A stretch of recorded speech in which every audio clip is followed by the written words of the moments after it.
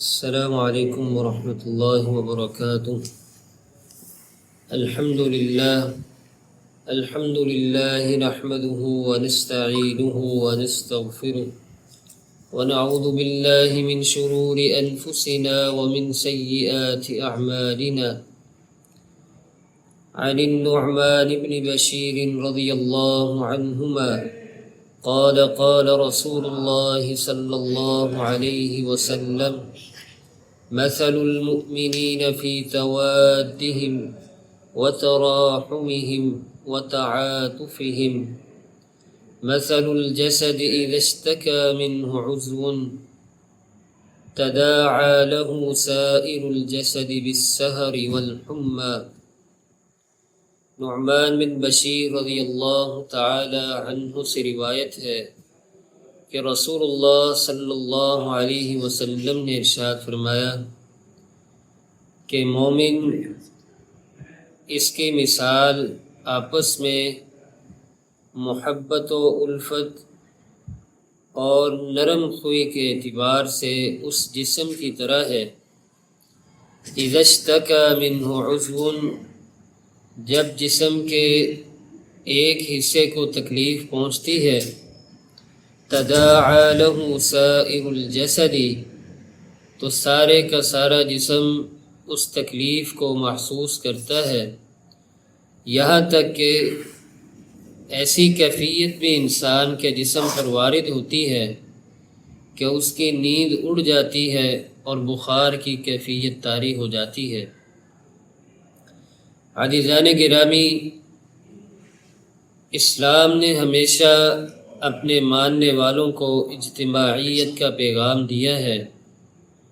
اور یہ ایسا خوبصورت دین ہے، اس کو قبول کرنے کے بعد، کلمہ توحید پڑھنے کے بعد، شرک کو رد کرنے کے بعد انسان اتنا معزز اور خوش نصیب بن جاتا ہے کہ اسلام لانے کے بعد معاشرے میں رہتے ہوئے اگر اسے کسی قسم کی پریشانی آتی ہے، کوئی مصیبت آتی ہے، کوئی تکلیف آتی ہے، تو یقیناً اس کی پریشانی صرف اس کی ذات تک ہی نہیں، بلکہ اس کی تکلیف سارے کے سارے مسلمانوں کی تکلیف ہوتی ہے۔ اس کی خوشی صرف اس کی ذات تک محدود نہیں، بلکہ اس کی خوشی تمام مسلمانوں کی خوشی ہوتی ہے۔ اور یہی اسلام کی امتیازی خصوصیت ہے کہ جب کوئی دائرہ اسلام میں داخل ہو جائے تو نہ تو رنگ و نسل کا خیال کیا جاتا ہے،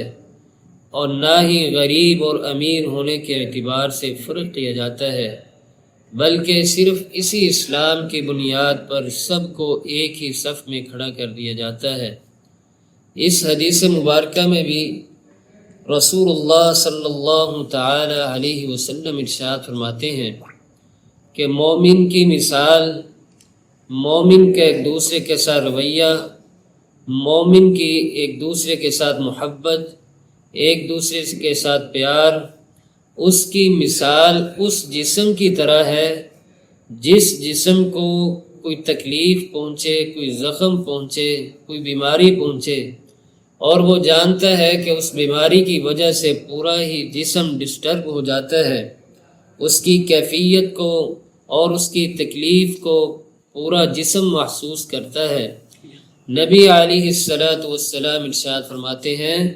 کہ مومن کو جب پتہ چلتا ہے کہ میرا فلاں بھائی، فلاں مسلمان اس تکلیف کے اندر ہے، تو اس کو بھی اس بیماری کی طرح چین نہیں آتا، بلکہ اس کے اندر بھی تکلیف اور پریشانی کے جذبات کھڑے ہو جاتے ہیں۔ اور مجھے اور آپ کو اس حدیث مبارکہ کو لے کر محاسبہ کرنا چاہیے کہ ہماری سوچ، ہمارا مقام، ہمارا معیار اس وقت کیا بن چکا ہے۔ پرفتن دور میں ظلم دن بدن بڑھ رہا ہے، قتل و غارت، ایک دوسرے کا خون بہانا خصوصاً اس دور میں یہ عام ہو چکا ہے، لیکن کیا یہ سب کچھ دیکھتے دیکھتے ہمارے اندر، ہمارے دلوں میں نیکی کے یا محبت کے جذبات آتے ہیں کہ یا نہیں؟ رسول اللہ صلی اللہ علیہ وسلم ارشاد فرماتے ہیں مومن کی مثال اس عمارت کی طرح ہے جس طرح عمارت کی ہر اینٹ دوسری اینٹ کے ساتھ جڑی ہوتی ہے اور اس کو تقویت پہنچاتی ہے، اسی طرح مومن ہر دوسرے اپنے مسلمان بھائی کے ساتھ جڑا ہوا ہے اور اس کو ہر طرح کی پریشانی آنے سے محفوظ رکھتا ہے، بیماری آنے سے، تکلیف آنے سے محفوظ رکھتا ہے۔ آج معاشرے کے اندر ظلم عام ہو رہا ہے، ہمارے ہی بھائی، ہماری ہی مائیں، ہماری ہی بہنیں کشمیر، فلسطین، بوسنیا یا دیگر کئی ایک ممالک کا آپ جائزہ لے لیں جہاں پر سینکڑوں کے حساب سے روزانہ کی بنیاد پر ظلم عام ہو رہا ہے، لوگ جانیں دے رہے ہیں، خون بہایا جا رہا ہے۔ کیا اس سب کے باوجود ہمارے ضمیر جاگے ہیں؟ ہمارے اندر اللہ کا خوف اور اپنے مسلمان بھائی کے بارے میں ہمدردی آئی ہے کہ نہیں؟ اگر تو یہ چیزیں ہمارے اندر آتی ہیں تو یقیناً مبارکباد کے مستحق ہیں اور جتنی استطاعت رکھتے ہیں اس استطاعت کے اعتبار سے ہمیں مدد بھی کرنی چاہیے، لیکن اگر ہمارے دل کمزور ہیں اور اس اعتبار سے ہمارے اندر جذبات نہیں آتے تو ہمیں اپنے ایمان کا جائزہ لینا چاہیے، فکر کرنی چاہیے۔ امام ابن تیمیہ رحمہ اللہ تعالی لکھتے ہیں کہ اس مسلمان کو تو کثرت کے ساتھ اپنے ایمان کا جائزہ لینا چاہیے، اپنے ایمان کے بارے میں محاسبہ کرنا چاہیے کہ جس کو اس کے سامنے اسے کے مسلمان بھائی کو تکلیف پہنچائی جا رہی ہو، پریشان کیا جا رہا ہو اور وہ اس کی پریشانی کو کچھ سمجھتا ہی نہیں، اس کے نزدیک اس کے اثرات مرتب ہوتے ہی نہیں، تو اس مسلمان کو اپنے ایمان کا جائزہ لینا چاہیے۔ نبی علیہ السلام نے ارشاد فرمایا اگر آپ چاہتے ہیں کہ اپنے مسلمان بھائی کے بارے میں محبت کے جذبات بکھیریں، نرمی کے جذبات بکھیریں، تو سب سے عمدہ ترین طریقہ یہ ہے کہ آپ کثرت کے ساتھ سلام کہا کریں، سلام کو عام کر دیں۔ افشوا السلام، سلام کو عام کریں گے تو یقیناً اس کلمے کے ذریعے آپ اپنے مسلمان بھائی کی محبت کو، اس کے جذبات کو، اس کی پریشانی کو، اس کی تکلیف کو ختم کر سکتے ہیں۔ طبیعت، خیریت، مزاج دریافت کرنے سے انسان کا بوجھ ہلکا ہو جاتا ہے۔ اور اسی طرح رسول اللہ صلی اللہ علیہ وسلم نے ایک اور عمل بھی بتلایا ہے۔ آپ علیہ السلام ارشاد فرماتے ہیں کہ اپنے مسلمان بھائی کے لیے کثرت کے ساتھ دعا کرنا اور دعا کے ساتھ ساتھ تحفے تحائف دینا، تحابو تہادو کے تحت جتنی اللہ نے وسعت دی ہے، طاقت دی ہے،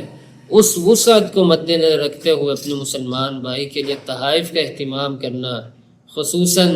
ان حالات میں جس میں وہ اپنے آپ کو کمی محسوس کر رہا ہو، اکیلا پن محسوس کر رہا ہو، تو آپ کا حق بنتا ہے، ذمہ داری بنتی ہے کہ آپ ان ایام میں، ان لمحات میں اس کے ساتھ کھڑے ہوں۔ اللہ تعالیٰ سے دعا ہے کہ اللہ تعالیٰ مجھے اور آپ کو اپنے مسلمان بھائیوں کی قدر فکر کرنے کی توفیق نصیب فرمائے۔ وآخر دعوانا الحمدللہ رب العالمین۔